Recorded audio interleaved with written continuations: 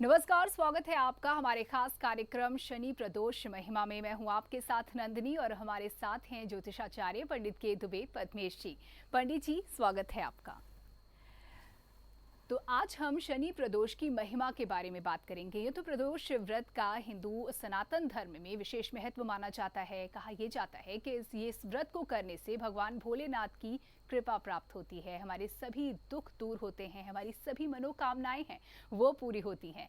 और ऐसे में सावन माह में इस बार शनि प्रदोष का ये जो संयोग बन रहा है, ये कितना खास होने वाला है, इसके बारे में हम पंडित जी से जानकारी जुटाएंगे और इस पर चर्चा शुरू करें। उससे पहले पंडित जी, हम आपसे जानना चाहते हैं, प्रदोष के व्रत को लेकर के बड़ा महत्व माना जाता है।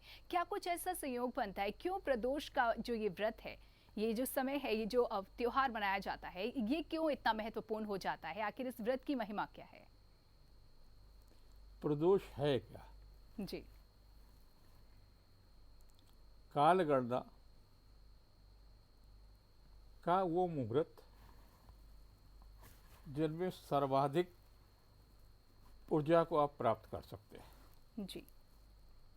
3 मुहूर्त हैं। एक ब्रह्म मुहूर्त, जिसको आम भाषा में आप जानते हैं, जी। प्रातःकाल का। दूसरा महानिशीत काल, मध्यरात्रि का। और तीसरा है प्रदोष काल। जी। तो प्रदोष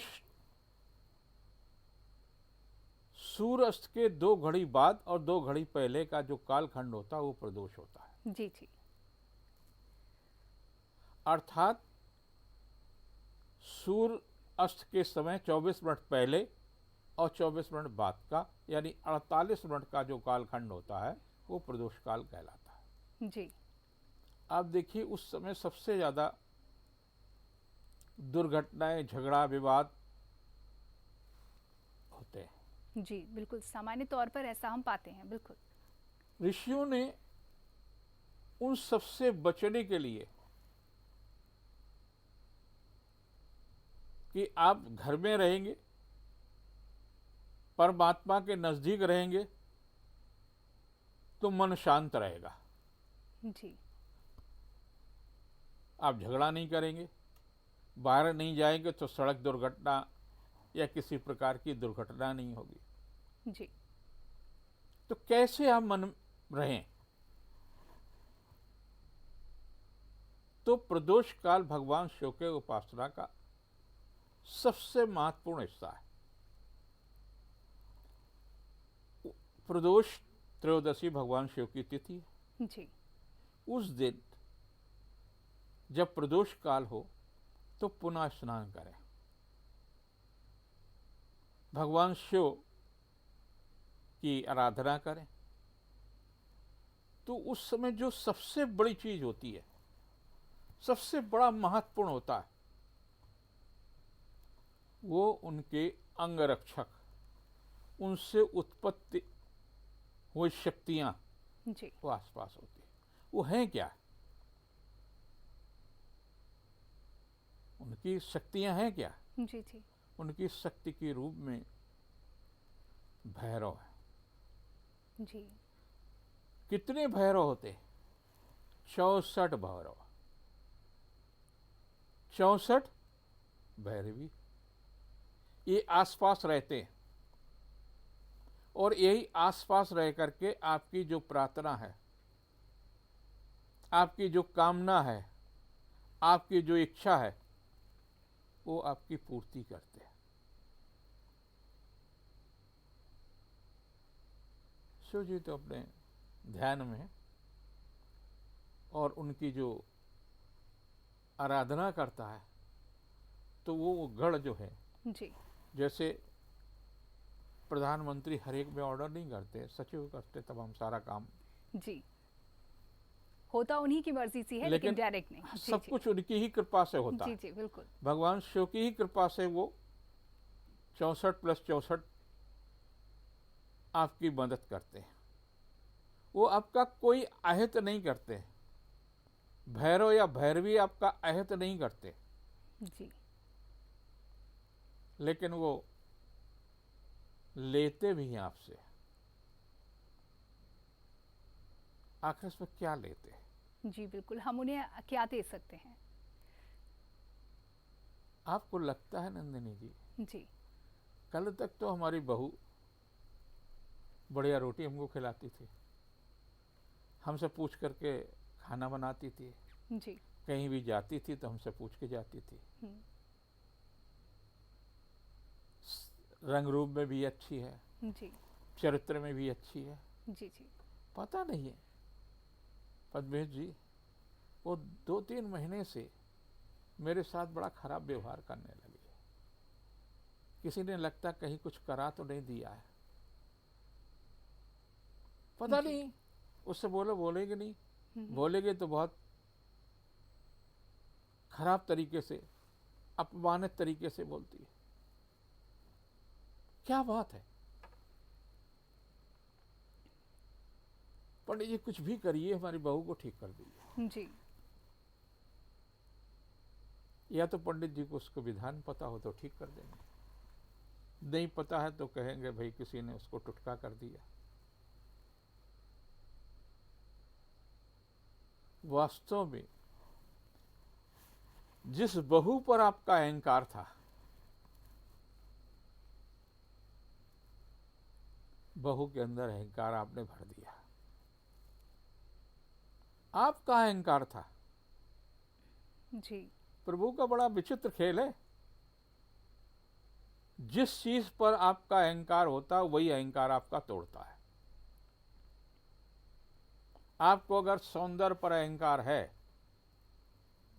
तो एक समय ऐसा भी आ जाएगा जब आपका सौंदर्य टूटेगा। और ये कौन तोड़ते हैं? भैरव और भैरवी, उनका अहंकार खाते हैं। जी। का बेटा पढ़ने लिखने में ठीक है, अहंकार आपको, मेरा लड़का तो उच्च अधिकारी बनेगा, बिल्कुल सामान्य उसका तौर पर परिश्रम ऐसा से उच्च अधिकारी भी बन गया, देखा जाता है। बिल्कुल। और उसके बाद में जब वो आपकी उपेक्षा करता है, जिस बच्चे पर आपका अहंकार था उसी ने आपका अहंकार तोड़ा। जिस धन पर अहंकार था वही धन आपसे फिसल गया। जिस रूप पर अहंकार था वो रूप चला गया। जिस पर अहंकार था, परमात्मा आपके अहंकार को, जिस चीज से अहंकार उसी को तोड़ता है। और ये तोड़ने वाले गण जो है वो करते हैं। और आपको जब वो अहंकार टूट जाता है तो फिर आपको सुख देता है। भैरव और भैरवी आपको आध्यात्मिक, भौतिक सभी तरह का सुख देते हैं। आप पढ़ाई में कमजोर हैं, तुमसे आप भगवान शिव से जब मांगते तो आपको शिक्षा की तरफ, क्योंकि भगवान शिव जो है सभी विद्याओं के गुरु हैं, उनसे ही सारी विद्याएं निकली हैं जी। उनसे अच्छा दुनिया में दाम्पत्य जीवन किसी का नहीं है। तो सब कुछ सुख उनसे प्राप्त होता, लेकिन सुख देने का काम कौन करता है? यही भैरव और भैरवी। बिल्कुल देखिए, और हम यही चाहते हैं कि हमें सुख मिले और ईश्वर की कृपा बनी रहे, लेकिन किस तरीके से ये कृपा प्राप्त करनी है, कौन सी वो गलतियां हैं जो हम सामान्य तौर पर अपने स्वभाववश, व्यवहारवश कर जाते हैं, इनसे भी बचना होगा। तो पंडित जी, अगर इस बार की बात की जाए, देखिए सावन के माह में प्रदोष का ये व्रत पड़ रहा है और शनिवार को ये व्रत हो रहा है। शनि प्रदोष का क्या कुछ खास ये संयोग बन रहा है? जब प्रदोष पड़ेगा तो कोई ना कोई दिन पड़ेगा। बिल्कुल। और वो दिन में क्या लाभ और क्या हानि हो सकती है? जी। शनि प्रदोष संतान के सुख और दुख के लिए आपको जिम्मेदार ठहराता है। आप उनको संस्कारित बनाइए, बढ़िया शिक्षा दीजिए, बढ़िया उनका स्वास्थ्य पर ध्यान दीजिए, उन पर अहंकार मत करें। जी। शनि प्रदोष पर आपको संतान का सभी तरह से, आपका लड़का छोटी उम्र में नशीली पदार्थों का सेवन करने लगा, मालूम हुआ 10 या 12 दर्जे तक क्लास में टॉप करता था, जी। और अचानक जिस पर आपका अहंकार था कि उच्च अधिकारी बनेगा, भटक गया। हमारे बुढ़ापे की लाठी, और उस पर इतना अहंकार था कि अब नाते रिश्तेदारों पर, लड़का या लड़की पर, उसके बाद भटक गए। शनि प्रदोष उसको ठीक करता है। आप करेंगे, भगवान शिव के जो 64 भैरव और 64 योग भैरवी हैं, उनको ठीक कर देंगे। अब करें कैसे ठीक? जी। ऐसा तो है नहीं कि आपने एक लोटा जल चढ़ा दिया और वो ठीक हो गया। बिल्कुल, करना क्या होगा हमें? ये तो अच्छा लगता है, जी जी। सुनने में भी अच्छा लगता है कि भगवान तो अवगरदानी, एक लोटा जल चढ़ा हो गया, आ जाओ। ऐसा यथार्थ से आप बहुत दूर है। इसी प्रकार से अगर मंगलवार पड़ता है तो ऋण के लिए उनसे आप कामना करेंगे। आप किसी विभाग में जाकर के, शिक्षा विभाग में जाकर के और पुलिस डिपार्टमेंट के में ट्रांसफर कराना चाहते हैं तो कैसे होगा? जिस विभाग में आप हैं, जिस विभाग की समस्या, उसी में तो जाएंगे, तो आपकी समस्या का समाधान होगा। ऋण का अगर आपका मामला है, कर्ज बार बार हो जाता है, कर्ज अदा करने के बावजूद भी कर्ज बना रहता है, तो मंगलवार के दिन जो शनि प्रदोष पड़ता है वो कहलाता है भौम प्रदोष। जी। उससे कर्ज समाप्त होता है। अगर आपको हमेशा शांत रहते हैं, आप डिप्रेशन पर रहते हैं, तो सोमवार को सोम प्रदोष पड़ता है, उसको कहलाता है सोम प्रदोष। उसकी साधना करने से आपका मन शांत होगा, डिप्रेशन से आपको मुक्ति मिलेगी। अगर आपको शारीरिक कष्ट मिलता है, जी। आए दिन बीमार रहते, आए दिन कुछ न कुछ रहते, कभी सर्दी जुकाम हो गया, कभी कुछ हो गया, कभी कुछ हो गया, और कहते हैं हम खाने में भी बहुत सावधानी रखते, सब कुछ रखते हैं, तो ऐसी स्थिति में रविवार का जो प्रदोष होता है जी। वो आपके लिए लाभदायी होगा। और शुक्रवार का प्रदोष आपको दाम्पत्य सुख देने में सहायक होता है। तो किस दिन कौन सा बुध और बृहस्पति का जी। प्रदोष हाँ हाँ। बहुत कुछ नहीं देता है, देता है आध्यात्मिक बल, जी। लेकिन भौतिक चीजें ये 5 दिन का प्रदोष देता है। तो शनि प्रदोष पर आप अपनी संतान को सामर्थ्यवान बना सकते हैं, सदाचारी बना सकते हैं, शिष्टाचारी बना सकते हैं, भौतिक सुखों को शारीरिक और मानसिक सुख से आत्मबल उन्हें दे सकते हैं। लेकिन शर्त उसमें एक ही है कि उन पर अहंकार आप ना करें। न वो बनने के बाद में वो तो सामर्थ्यवान बन जाएंगे, आप किसी अनाथालय में जिंदगी का आखिरी दिन भी काट सकते हैं, क्योंकि आपका अहंकार वही तोड़ेंगे। अब इसमें बड़ी सी छोटी छोटी सी बात है नंदिनी जी। जी बिल्कुल। हम भगवान शिव के मंदिर में जब जाते हैं, वैसे ही आपको भैरव और भैरवी आदर से देखते हैं, सुख देने की कि क्या चाहते हैं, इनको हम सुख दें। जी। प्रदोष काल में उनकी उपस्थिति रहती है और आपको सुख देने के लिए, आपको भौतिक आध्यात्मिक जो भी सुख चाहते हैं वो देने के लिए तैयार रहते हैं। जी बिल्कुल, उनके जरिए ये हमें प्राप्त होता है। बिल्कुल। अब उसमें छोटी सी गलतियां हम करते हैं तो हमको भटक जाते हैं, कहते हैं कि साहब हम द्वादश लिंग, दोनों 12 द्वादश लिंगों को हमने दर्शन किए, पति पत्नी के साथ गए, फिर भी हमारी संतानें बड़ी निकृष्ट है। सारे प्रदोष के व्रत करते हैं। जी कहाँ बिल्कुल, गलती हुई? बिल्कुल जी। आप जब अपना विश्लेषण करेंगे तो आपको अपनी गलती समझ में आएगी।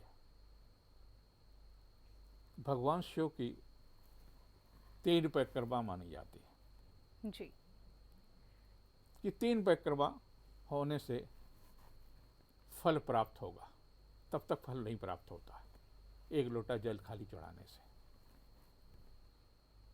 बिल्कुल। कृपा होगी, आपकी जो अभिष्ट माने जो इच्छा है वो कैसे पूरी होगी? जी और भगवान शिव लिंग के जो परिक्रमा है वो आधी है, अर्धचंद्राकार है। जी, पूरा चक्कर नहीं लगाना, पूरी परिक्रमा नहीं करनी है। जी जी 3 चक्कर लगाना। जी फिर तीनों चक्कर, 3 आधी आधी परिक्रमाएं हैं तो पूरी कैसे हुई?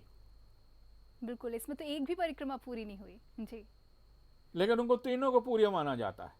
वो जी कैसे माना जाता है? जी जी जिस जगह से आपने प्रारंभ की यहां से यहां तक जाने के लिए, तो जब आप नदी के सामने होते हैं तो सामने वहां खड़े हो जाइए। आधी परिक्रमा में आधा स्थान पर पहुंचते ही खड़े हो जाइए और नंदी को प्रणाम करिए कि मेरी परिक्रमा को पूरा करें। 3 बार ऐसा करेंगे, 3 परिक्रमा पूरी होगी। करते बिल्कुल। नहीं तो कैसे आपका अभिष्ट सिद्ध होगा? आप 22 साल से जा रहे हैं या 24 साल से जा रहे हैं। हमारे कई ऐसे रिश्तेदार हैं जो 24-25 बार जी अमरनाथ की यात्रा कर चुके हैं, लेकिन वो दुर्गुण मुक्त नहीं हो पाए। कहीं ना कहीं उसके पीछे की वजह इसी तरह की गलतियां हैं। तो बिल्कुल कहीं ना कहीं आप गलतियां करते हैं ना, बिल्कुल ये छोटी सी गलतियां ना करिए। उनके पास एक तो आप नंदी की उपेक्षा नहीं कर रहे हैं, नंदी की उपस्थिति कुछ कह रही ना, आप उनको अनदेखा क्यों कर रहे हैं? फिर उनके पास उनका अपना शस्त्र है, त्रिशूल। जी आप कभी भी त्रिशूल पर पूजा नहीं करते। त्रिशूल है क्या, पहले तो ये आप समझ लें।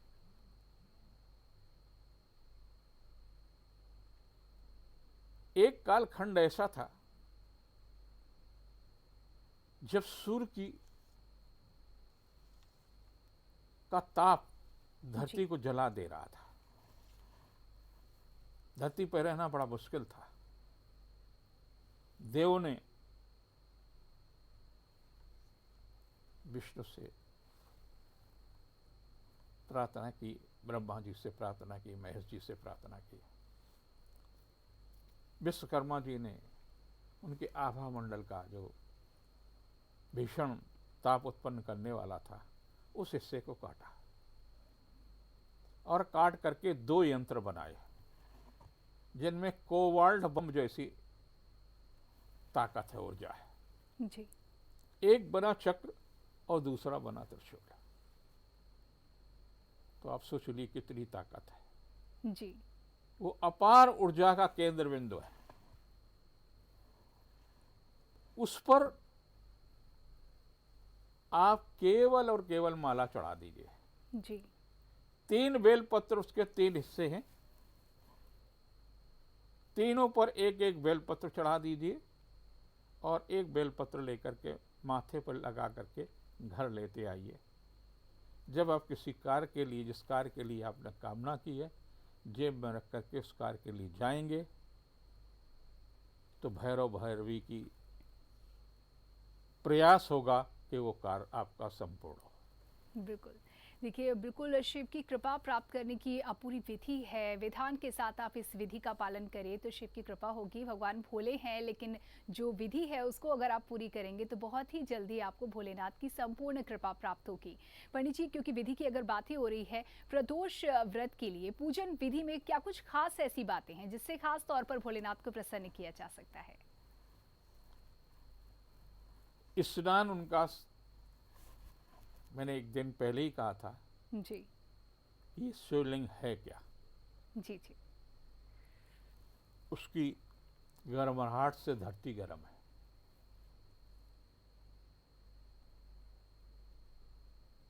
ब्रह्मा विष्णु का कथा मैंने सुनाई थी, जी हाँ तो वो है।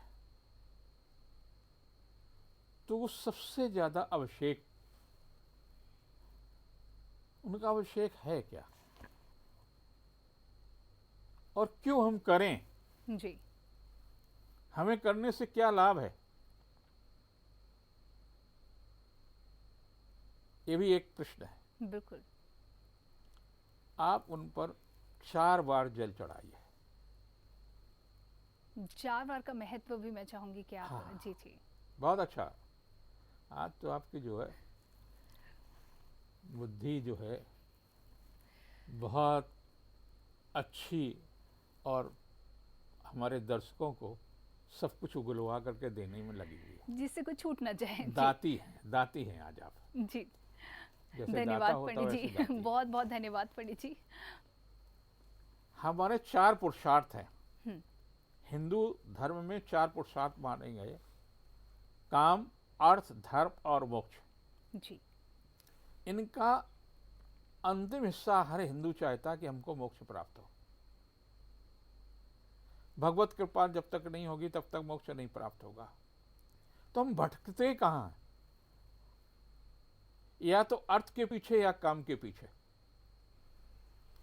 तो उन्होंने कहा काम का भी संतुलन रहना चाहिए, जी अर्थ का भी रहना चाहिए और धर्म का भी रहना चाहिए, तो अपने आप मोक्ष प्राप्त हो जाएगी। कभी भी नहीं कहा गया है कि अर्थ अर्जित न करें। जी कभी ये नहीं कहा कि दाम्पत्य सुख आप न भोगे। तो 4 बार हम जल चढ़ाते हैं काम, अर्थ, धर्म और मोक्ष की प्राप्ति के लिए। बिल्कुल।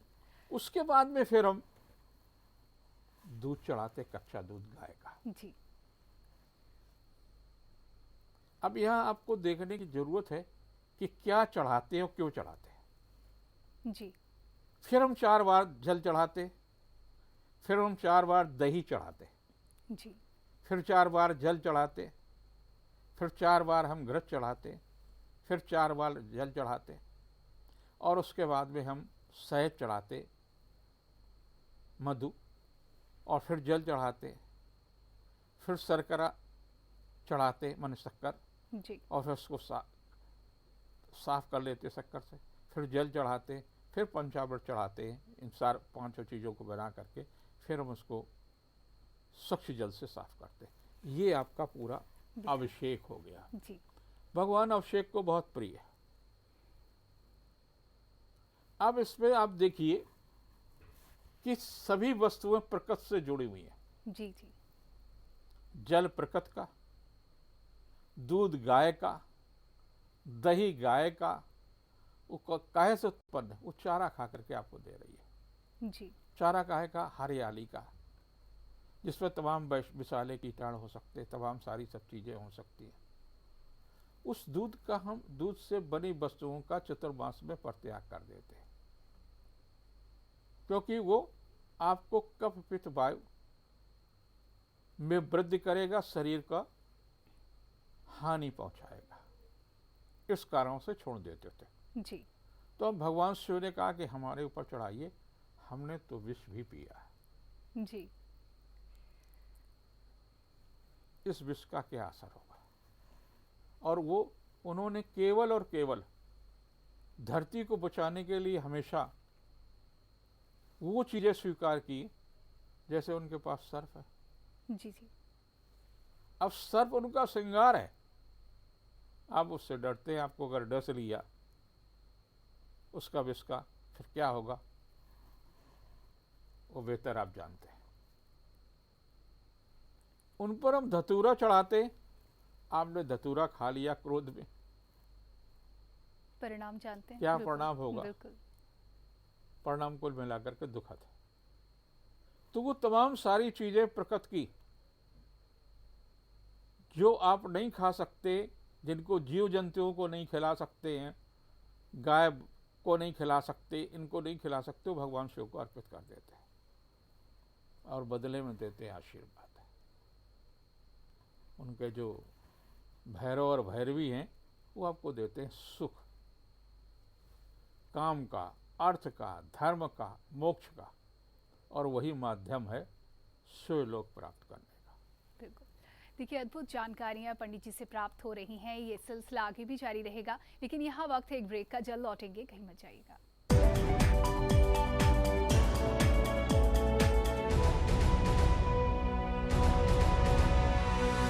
बनेंगी फटाफट। आज ही घर ले जाएं प्रभाकर कचौरी मसाले और बढ़ाएं अपने किचन की शान। प्रभाकर कचौरी मसाले के साथ जिसके कड़कड़ में दिखे शुद्धता की पहचान।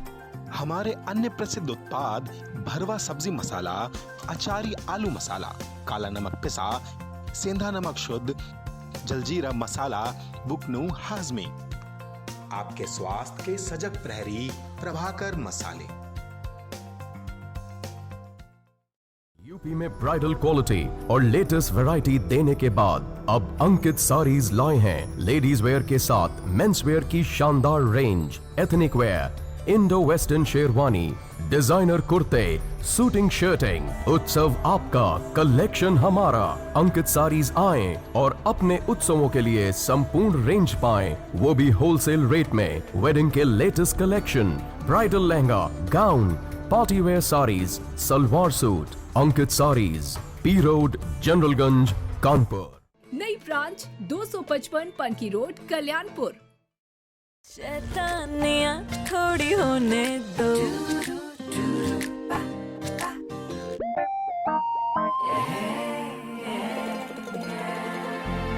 ये तो इनके रोज का काम है और मेरे इस मुश्किल काम को आसान बनाता है विदिशा डिटर्जेंट पाउडर। इसका मल्टी एंजाइम फॉर्मूला दाग धब्बे निकाले प्यार से और रखे कपड़ों का रंग और चमक बरकरार। विदिशा डिटर्जेंट पाउडर और केक, अब चमकिए प्यार से। कब्ज, गैस, पेट का भारीपन दूर करे। टेक्नोफार्म की कैस्टोफिन टैबलेट व चूर्ण कब्ज भगाए। कैस्टोफिन टैबलेट व चूर्ण कैस्टोफिन। 24 घंटे इमरजेंसी सेवाएं देने वाला Chandni hospital private limited, multi specialist hospital, Aryanagar, Kanpur.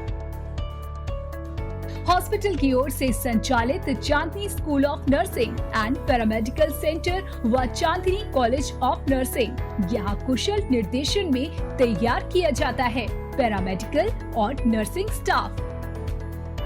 अगर आप भी मेडिकल लाइन में पैरामेडिकल स्टाफ के तौर पर बनाना चाहते हैं करियर, तो ज्वाइन कीजिए Chandni school of nursing and paramedical center, Vikas Nagar, Lakhanpur, Kanpur.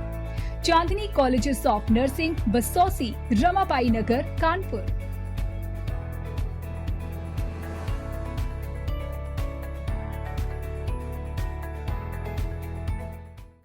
Dhanvantari super speciality hospital दक्षिण कानपुर का एकमात्र super speciality hospital, CGHS, QCI और NABH द्वारा प्रमाणित।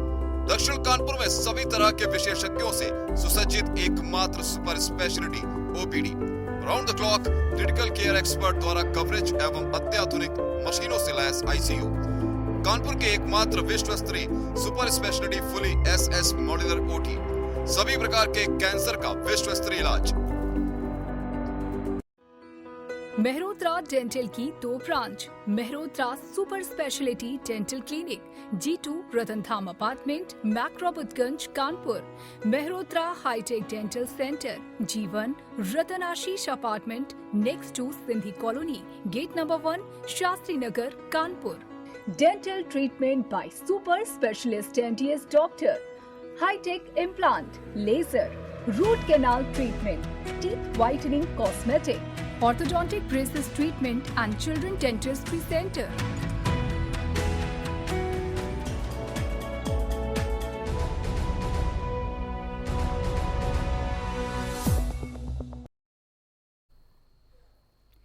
ब्रेक के बाद आप सभी का एक बार फिर से स्वागत है। शनि प्रदोष की महिमा को समझ रहे हैं हम और इसी क्रम को आगे बढ़ाते हुए पंडित जी, जैसा कि इस बार शनि प्रदोष का ये जो व्रत पड़ने वाला है, लेकिन खास बात ये है कि सावन के समय में, यानी कि सावन के माह में ये व्रत हम इसे करने वाले हैं। किस तरह से इसका जो महिमा है, इसका जो महात्म्य है और बढ़ गया है? निश्चित रूप से जी जग के पालनहार भगवान विष्णु जी योग निद्रा में है। और जिनसे योग उत्पन्न है भगवान शिव, जी उन पर सृष्टि की पूरी जिम्मेदारी है।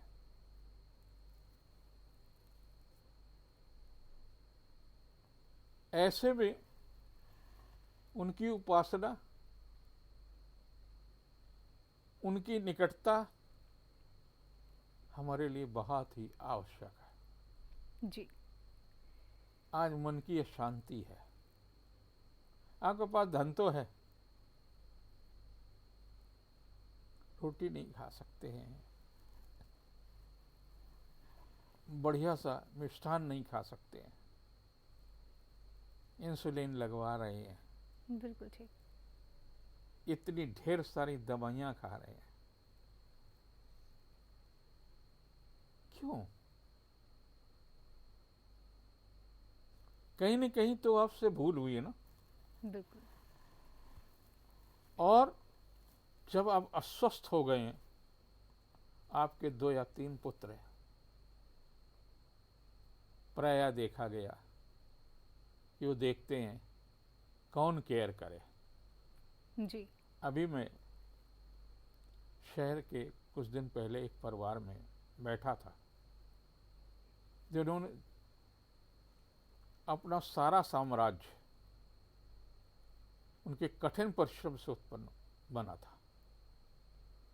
बहुत परिश्रम किया था और पौत्र कह रहा था, अब इन पर पैसे क्यों खर्च कर रहे हो पापा? जी आज नहीं तो कल, कुछ दिन में तो इन्हें शरीर का त्याग करना ही है। दादी का, माँ का, पिता का, दादा का, किसी की बोलने की हिम्मत नहीं थी। मैंने बुलाया उसको, इधर आ। जिस अहंकार पर तुम बात कर रहे हो, ये जो कुछ भौतिक उपलब्धता है, ये बिस्तरे पड़े हुए उसी व्यक्ति की है। अगर आज इसने वसीयत किसी अनाथ बच्चे को कर दी, तुम सोचो तुम्हारा क्या होगा। चुपचाप चला गया, क्रोध में, इतना क्रोध में। ये स्थितियां क्यों हो रही हैं? हमारा ही धन, हमारी ही तपस्या का हमको श्राप लग रहा है। उसका एक ही कारण है, आपका अपना खुद का अहंकार। एक और मैं उदाहरण देना चाहता हूं। जी जी एक बहू बहुत सारा पैसे कमा रही है और पति को बार बार अपमानित करती है। जी तुम क्या, तुम्हारे बाप ने जो कुछ कमाया हो, रोटी तो तुमको हम दे रही है ना, तुम कमाते क्या, पड़े पड़े निठल्लू हो। और आए दिन तारा सुनता, अपमानित जीवन जीता है। उसी लड़के पर तुमने अहंकार पाला था, आज बहू तुम्हारा अहंकार तोड़ रही है। बहू का भी अहंकार टूटेगा, जी ऐसा नहीं है, उसका बेटा भी उसका अहंकार तोड़ेगा। वो सुनता है, तो कभी भी गलती नहीं करेगा कि हम अकर्मण हों। अगर आप अकर्मण हैं तो अपमानित होंगे ही।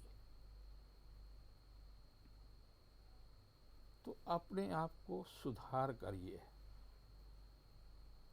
भगवान शिव हमेशा ध्यान में रहते, हमेशा मानव के कल्याण के लिए साधना में लिप्त रहते। जी। असीम ऊर्जा को प्राप्त करते रहते हैं। जितनी वो क्षय करते हैं, बांटते हैं आपके कल्याण के लिए, उससे कहीं अधिक ऊर्जा प्राप्त करते हैं। आप तो संग्रह कर रहे हैं और ऊर्जा को संग्रह किया ही नहीं जा सकता। ऊर्जा तो प्रवाह है,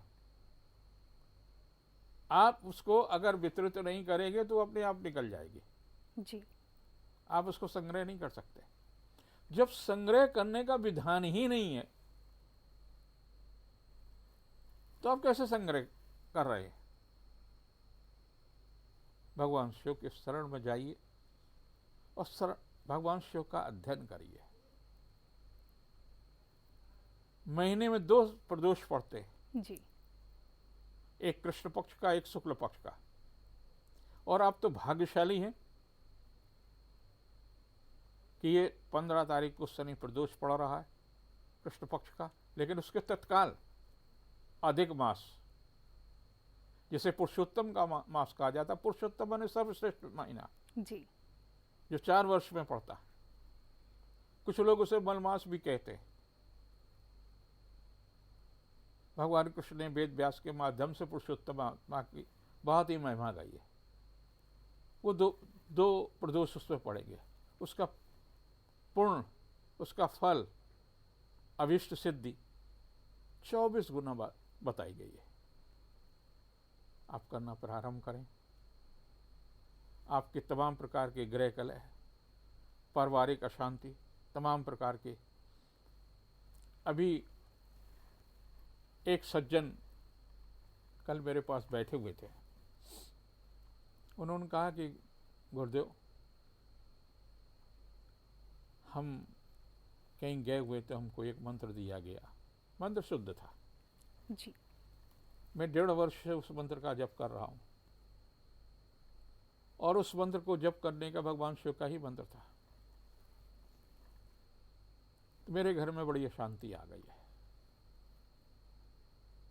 हमने कहा तो जिन्होंने आपको मंत्र दिया वो उन्होंने सही दिया जी। लेकिन आप ये समझते हैं, आपने उनसे मंत्र लेते समय अपने कल्याण के लिए मंत्र मांगा था कि मानव जात के कल्याण के लिए मंत्र मांगा है? बोले अपने कल्याण के लिए। हम लोग ये मानव जात के लिए। आप मंत्र जब करेंगे तो लोगों का कल्याण होगा। आपके परिवार में जो नौकर होंगे और परिवार के सदस्य होंगे वो सब मौज मस्ती में रह रहे होंगे। बोले एकदम आप ठीक कह रहे हैं जी। बहू बढ़िया बढ़िया पकवान बना के खाती है, लड़का भी अपना उसमें रहता, बच्चे भी सारे सब मस्ती में रहते। और हम जब किसी से कुछ करते तो हम ही अपमानित होते, कलह होती है। तो हमने कहा अब आप इसमें जो है ये शुद्ध कर लीजिए तो आपका कल्याण होगा। और जब आपका अपना कल्याण हो जाए तब दुनिया के कल्याण की बात करिए जी। तो मंत्र जप करते समय, मंत्र दीक्षा लेते समय मंत्र का अर्थ, मंत्र के रचयिता, मंत्र किसने लिखा है जी। ये जानिए। और मंत्र का कौन देव है उसको जानिए। और कौन सा छंद है, किस छंद में लिखा गया है उसको जानिए। जब ये चारों चीजें आपको पता होंगी, कभी ऐसा नहीं हो सकता कि मंत्र आपको प्रभावी न हो। आग को छुओगे, आग के तप का एहसास जरूर होगा। बिल्कुल। तो हमें समझना होगा कि हमें आखिर क्यों पूरा जो लाभ है वो नहीं मिल पा रहा है। और जिस तरीके से पंडित जी लगातार आप जानकारियां दे रहे हैं, जागरूकता आप लोगों में आएगी और श्रद्धालु पूरा जो कृपा है भोलेनाथ की वो प्राप्त कर सकेंगे।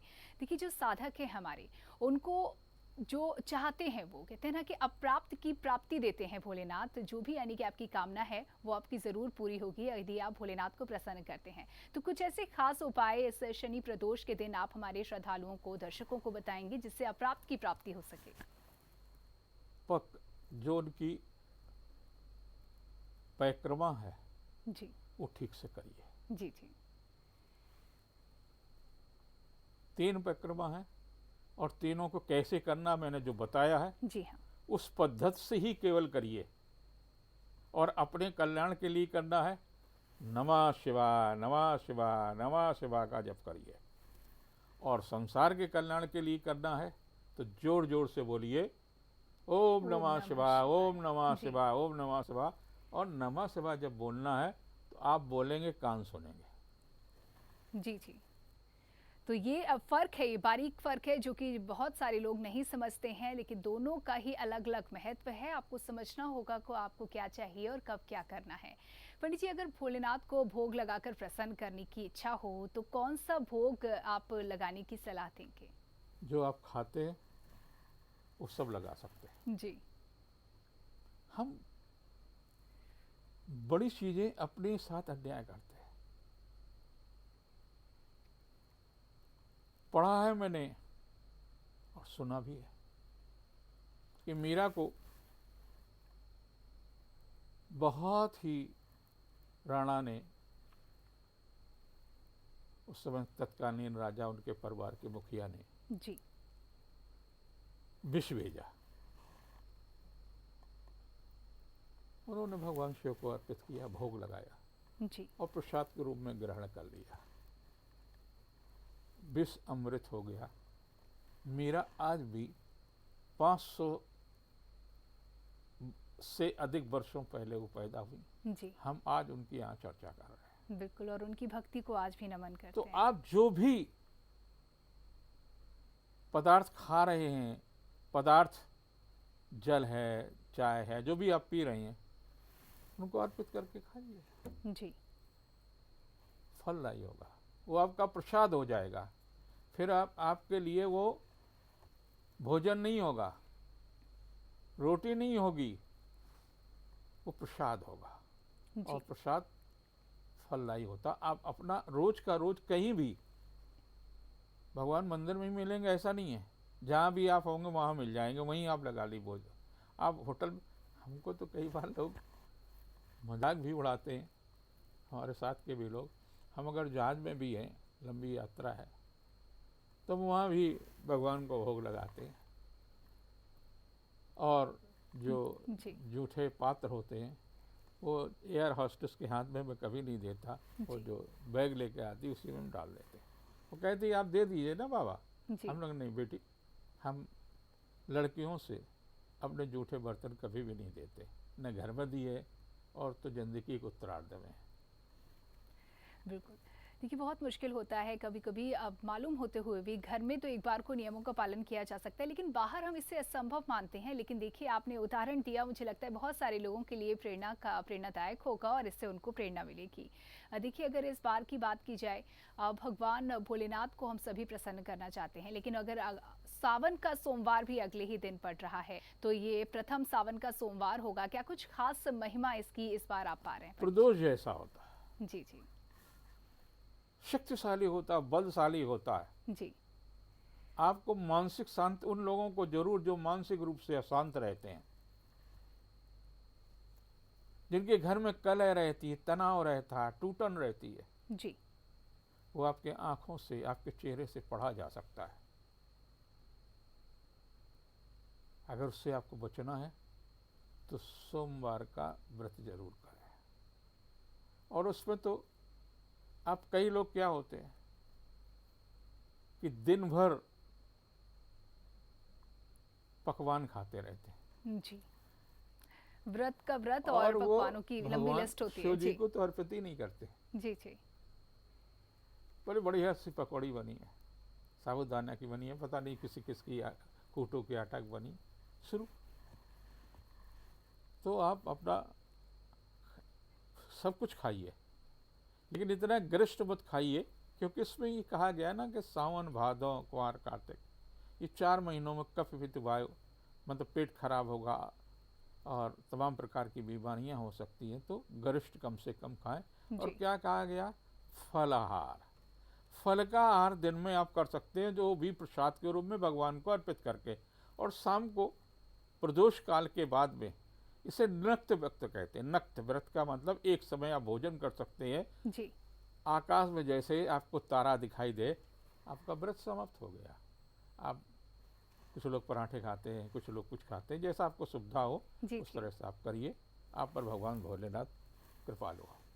बिल्कुल। पंडित, चलते चलते मैं चाहूँगी कि हमारे दर्शकों को कुछ ऐसी जो वो पूजन के दौरान गलतियां कर जाते हों और आपको लगता है कि ये अज्ञानतावश तो भले ही होती है लेकिन इससे भारी नुकसान उठाना पड़ सकता है, कुछ ऐसी गलतियां जो हम करते हों एक उसके तो बारे में हमें बताएं। जी परिक्रमा जो करते हैं जी वो जरूर कर लें। दूसरा, दूध वाले फूल जी भगवान शिव को प्रिय है। कनेर है, उसमें दूध निकलता।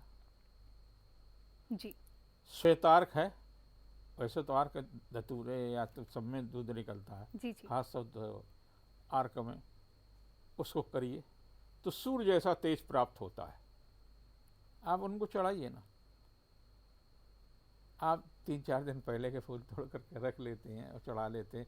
कई लोगों को तुमने ये देखा, हमारे घर के आसपास, मतलब हमारे घर पर ही खासतौर फूलों का अंबार है, स्कूल जी। में भी है। जी जी सुबह 5 बजे से फूल तोड़ने के लिए महिला वहाँ चोरी करती है। फूलों की चोरी होती है। जी जी हमारी पत्नी नाराज होती है। हम कहते हैं ठीक है तोड़ लेना, तो भगवान ही पे तो चढ़ेगा। तुमने चढ़ाया या उनने चढ़ाया, क्या फ़र्क पड़ता। लेकिन वो कभी कभी हमारी बात मान लेते हैं, लेकिन प्राय नहीं मानते। कहते कैसे हमने बड़ी मेहनत से लगाए हैं, जी हम अपने भगवान को चढ़ाएंगे। तो ये आप दूध वाले पुष्प अगर अर्पित करते हैं तो ज़्यादा फलदायी होंगे। और ताज़े पुष्प मिल जाते हैं, कनेर सब जगह मिलता है। आपको अकौड़ा, जिसे आर्क कहते हैं, उसका पुष्प चढ़ा सकते हैं, उसके फल चढ़ा सकते हैं। बिल्कुल। बहुत ही सुंदर और सार्थक चर्चा। पंडित जी बहुत बहुत धन्यवाद इन तमाम जानकारियों के लिए। तो हम उम्मीद करते हैं कि आज के कार्यक्रम में दी गई जानकारी आपको ज़रूर पसंद आई होगी और आप इससे खुद को लाभान्वित भी करेंगे। इसी के साथ ही इस खास कार्यक्रम में इतना ही। दीजिए इजाज़त। नमस्कार।